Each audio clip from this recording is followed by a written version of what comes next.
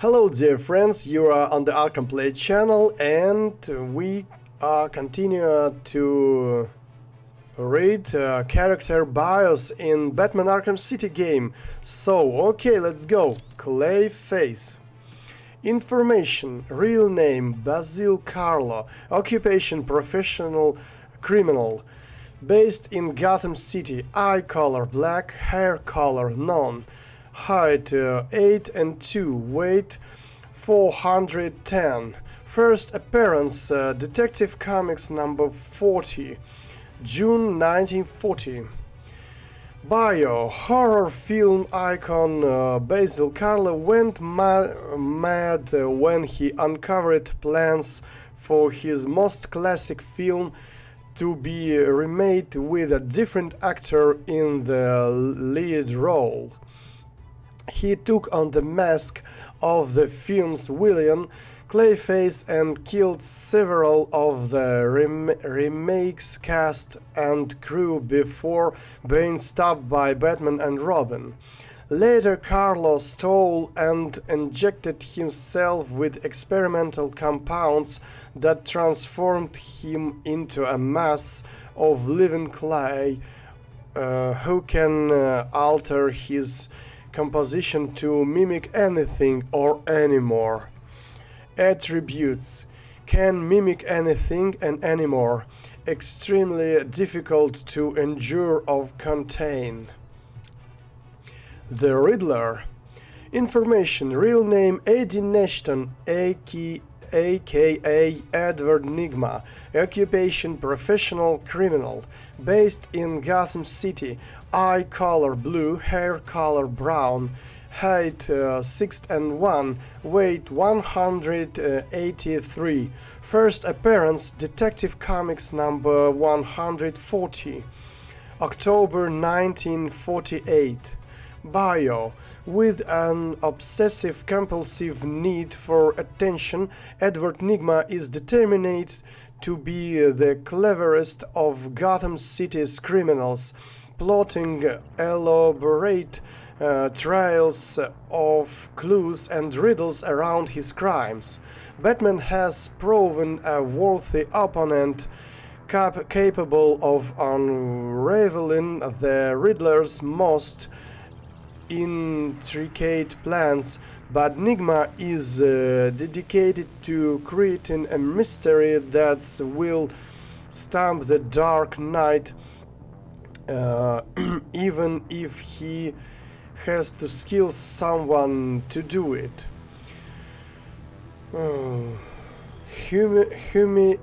Humiliated by Batman on Arkham Island, Nigma is more determined than ever to bring the Caped Crusade to his knees. Attributes: genius, intellect, driven to test others by leaving clues to his crimes, compulsive need for attention. Tapes. Do not fret, Mr. Mayor. Everything is under control, I promise you. It's not that I don't trust you, Hugo. It's just the headaches, the pain. They come all the time now. Continue to take the medication. It is late, Mr. Mayor. You are tired. You need your sleep. Of course, I need my sleep. You will hang up now. I will hang up now. Imbecile. I couldn't have put it better myself. What? How dare you enter my office? Oh, I'm not in your office. And please don't insult me by attempting to trace this broadcast. You will fail. I take it I am talking to Mr. Edward Nigma. Do you know of any other inmate in your twisted little penitentiary who is ingenious enough to arrange this little chat? Narcissism, a compulsive desire to prove his intellect, and a predilection for riddles. You've read my file. Of course. Good. Then let's get started. How do you attempt to understand what is going on in Arkham City when all of the answers are strange? Okay. Good evening, Hugo. I believe it is time for our one-on-one. No. It is time for you to stop this and give up. My tiger guards will find you, and when that happens, I will perform the procedure on you myself. Procedure? Oh, you mean what you did to all those poor fools back at the asylum? To be honest, I think you did them a favor. How do I know that you requested access to all the most forgettable patients and proceeded to melt their brains with the help of that confused milliner? Or did you mean, how do I know that you have been providing the ex-warden with your own special medication? No doubt intended to render his synapses more malleable to your suggestions. Or maybe you are currently wondering if I know about the secret panel in your closet. How it slides back to reveal what you want most. How you sit, wearing that suit, crying into your hands as you question whether you are really worthy. What do you want, Mr. Nigma? Oh, that's easy. I want exactly what you want. And what's that? Batman, dead.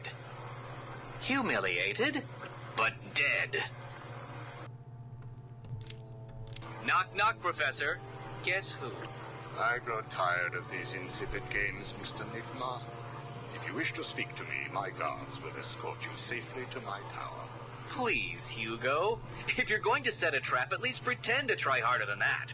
No traps, Edward. I simply wish to grant you safe passage through Arkham City. I think the time has come for us to meet as equals. You, Strange? My equal? I am the man whose cunning will soon have Batman lying at my feet, bloodied and broken. Really? Then I will pull off his mask and look into his dull, dying eyes. In that last instant, he will know that I have finally beaten him. And I will finally know who he really is. My apologies, Edward. I see now we are nowhere near equals. Finally. You see, like me, you are obsessed with the Batman. But unlike me, you don't know who he really is, do you? What? I know you are lying, Strange. There is no way that you could have figured it out. It's some kind of trick. It must be. Oh, I use no tricks, no childish puzzles. I simply created a psychological profile of the man most likely to be the Batman, and then matched it against the most logical candidate. I was right, of course. Well, who is he? Ah, but that would spoil the game for you, wouldn't it? You must tell me. I implore you, Strange. Really, Edward? If I could figure it out, it must be child's play for you. But I... Interesting. Tell me, Edward, how is the Riddler like a blank dictionary? You're both at a loss for words.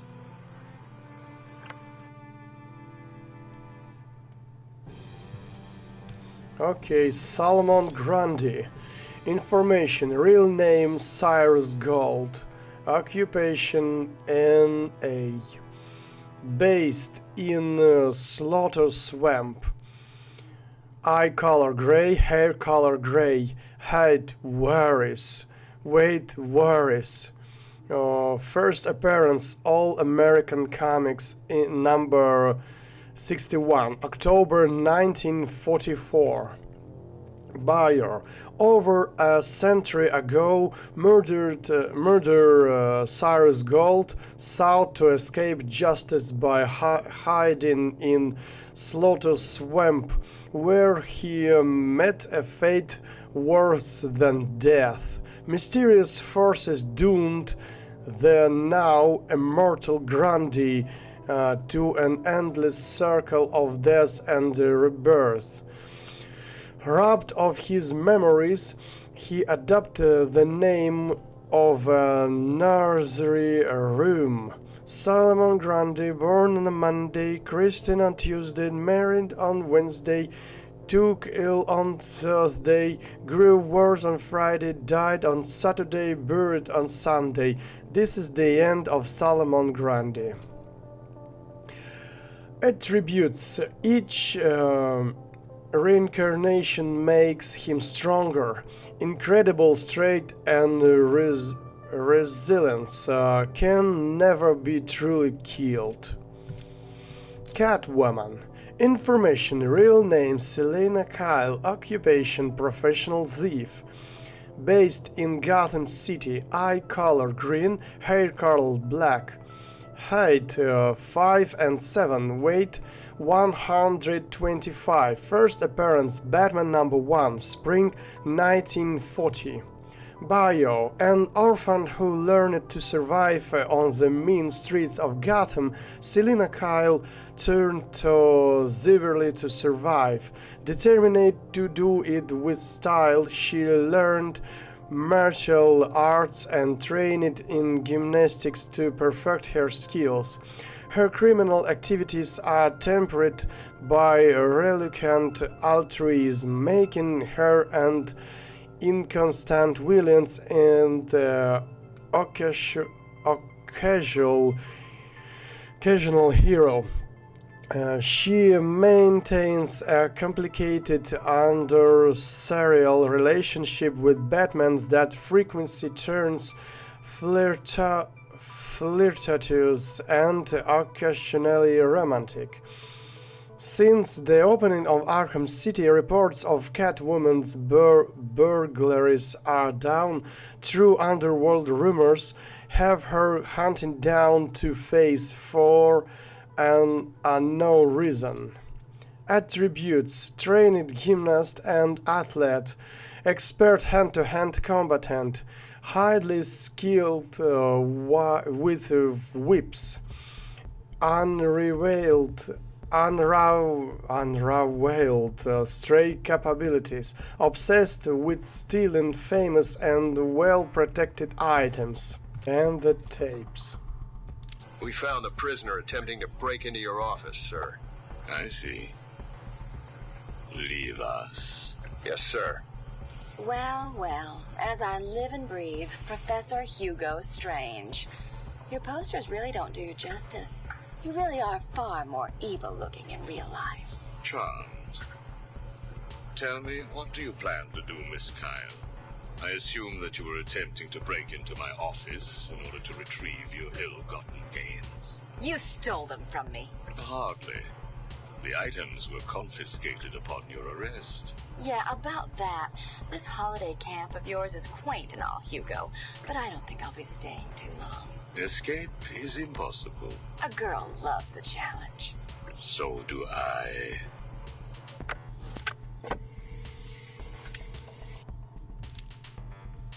Tell me, what would you do if I let you go? Attempt to escape? Try and find the confiscated items? Contact the Batman? Why would I contact him? It's his fault I'm in here. Is it?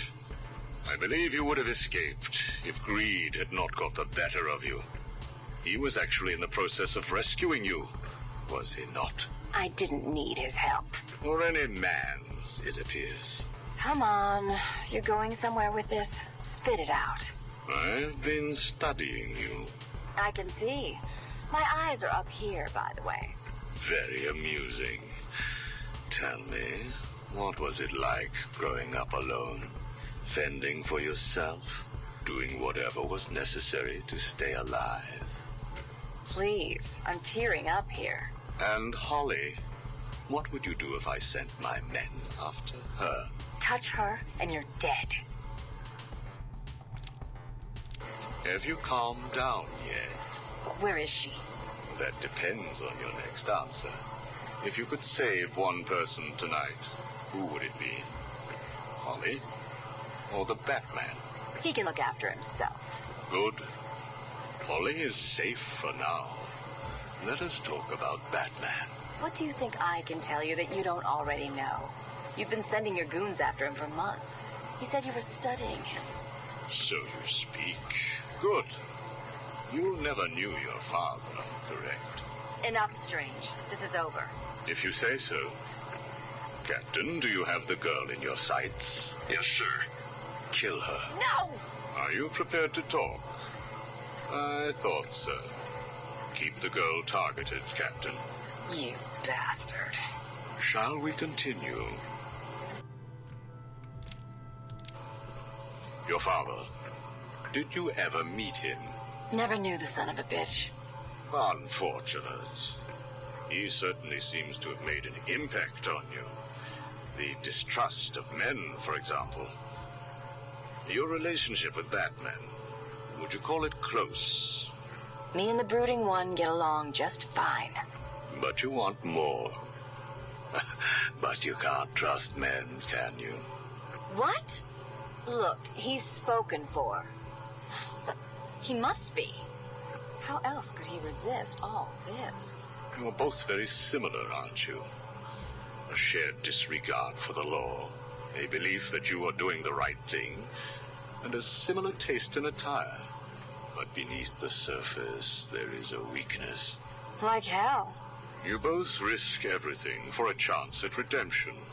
You tell yourself it's to help her. He does the same for the boy. It's all just to make his life more complete, to become the father he never knew. You don't know anything about him. And neither do you. He hasn't confided in you because he doesn't trust you. And it hurts, doesn't it? I touched a raw nerve, didn't I? Are you still here? You're hurt because he knows who you are, but you don't know anything about him.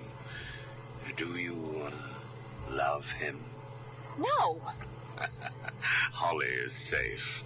I have little interest in the life of a teenage delinquent, unless, of course, she finds herself in my facility.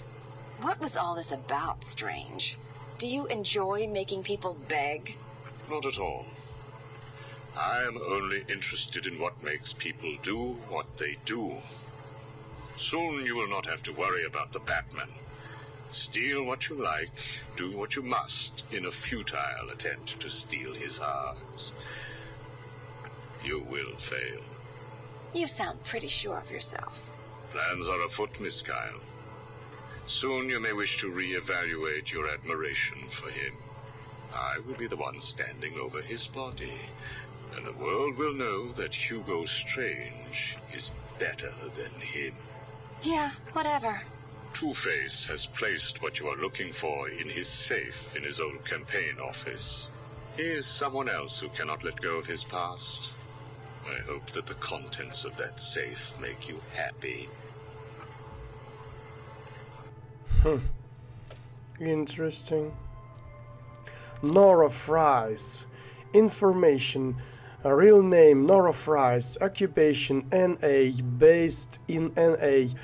Eye color blue. Hair color blonde.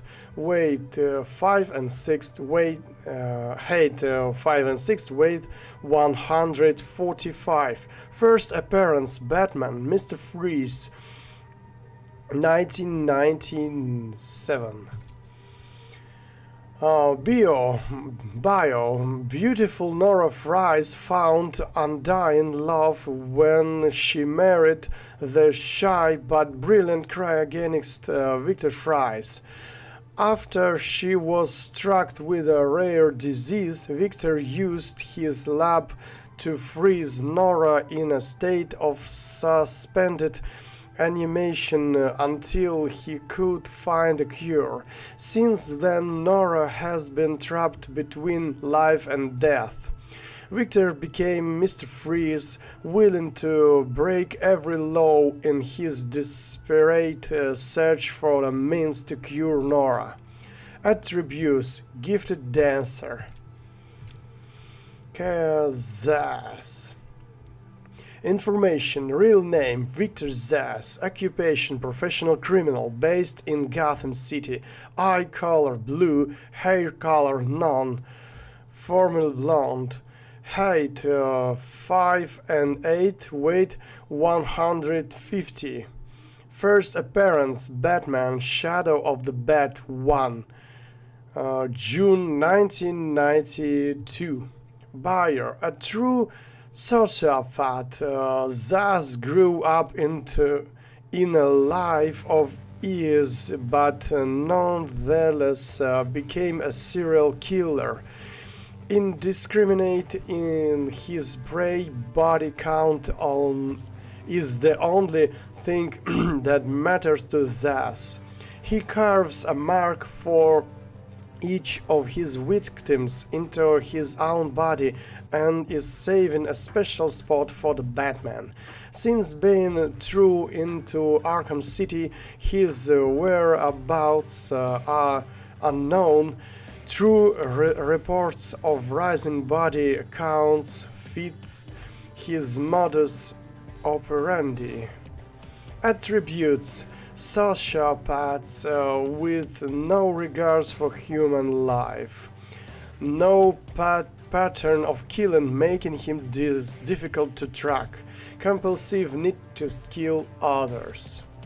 Tapes. Did I ever tell you about my first kill, Batman? No? As I am sure you are aware, my parents were dead and I was rich. So rich I could have anything I wanted, but of course, all I wanted was them back.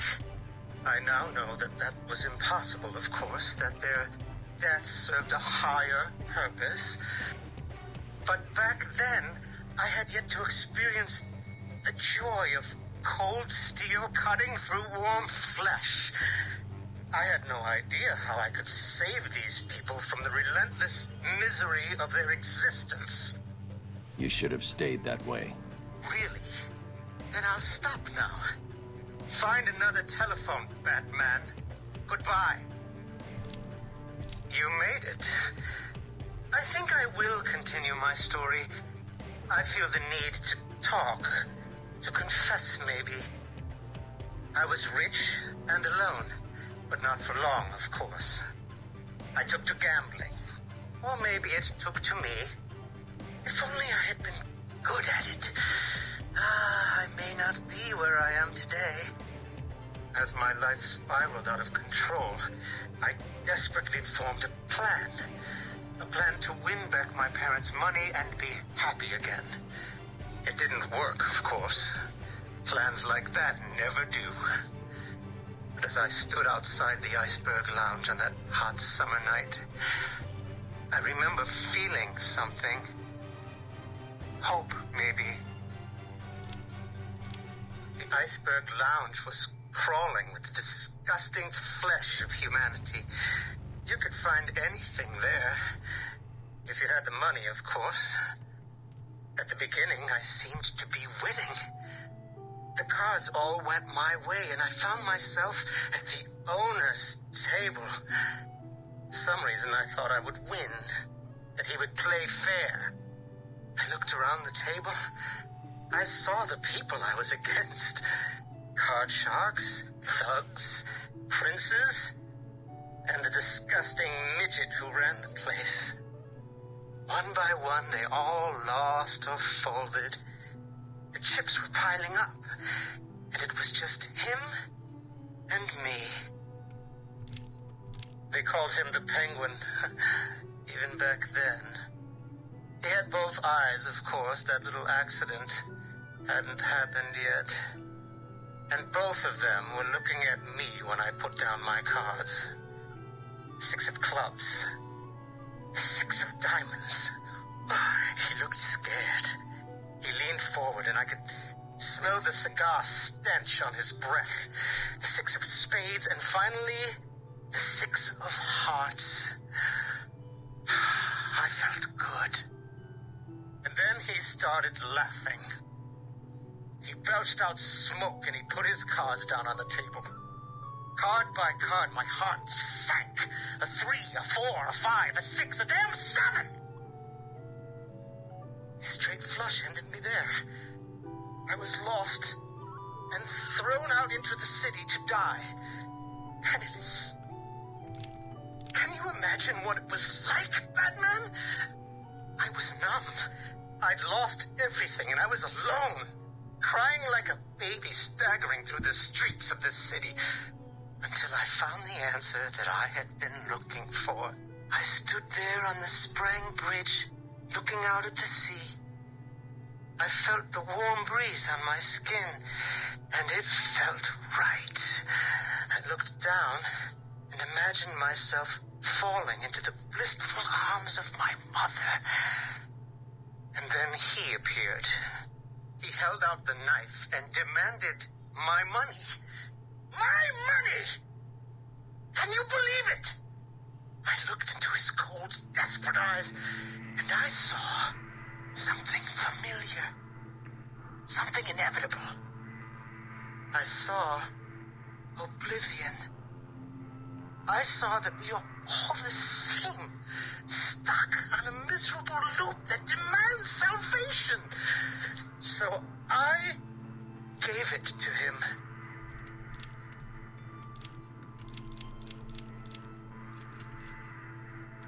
Can you imagine the vagrant's surprise when I grabbed his knife from his hands? It was instinctive. It was beautiful. In one movement, I sliced out his throat and gave him the gift of salvation. It happened so fast, but I felt every joyous sensation. The blood sprayed over my face, and I saw what little life was left in his eyes leave. But then it was over. I felt lost. Like it had been meaningless. That no one would acknowledge my sacrifice. And then it happened. Without realizing what I was doing, I plunged the knife into my forearm and cut deep. It was incredible. I felt my body elevate to a higher place. It had become a temple to my work.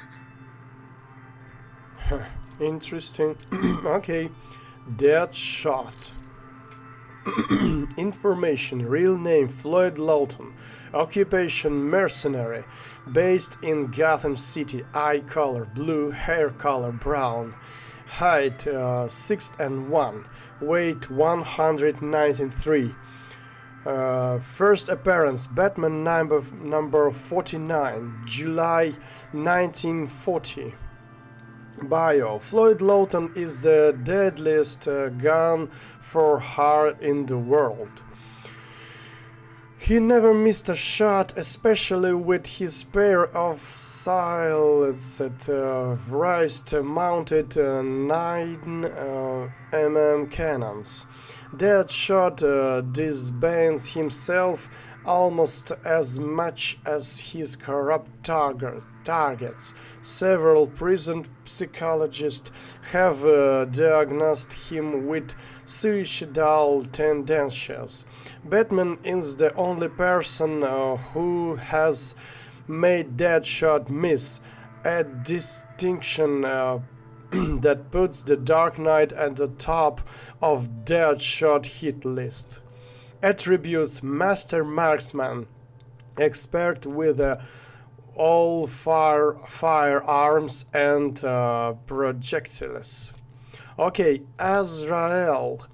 Information: real name Michael Lane, occupation police officer, based in Gotham City, eye color brown, hair color black, height 6'2", weight 210. First appearance Azrael Death Dark Knight number 1, March 2009. Buyer. Years ago, Michael Lane was part of a program to create the ultimate crime fighter. Instead, it turned him into an insane criminal.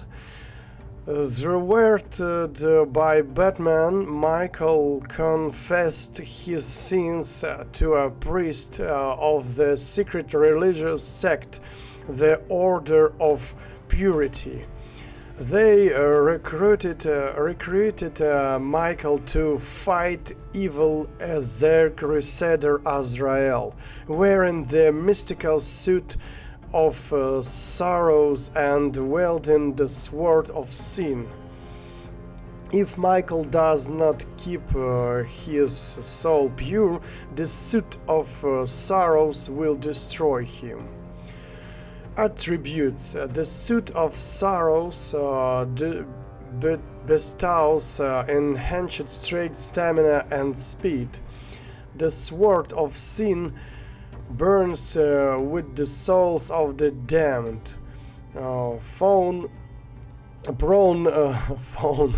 prone to fits of insanity, military and police trained tactician.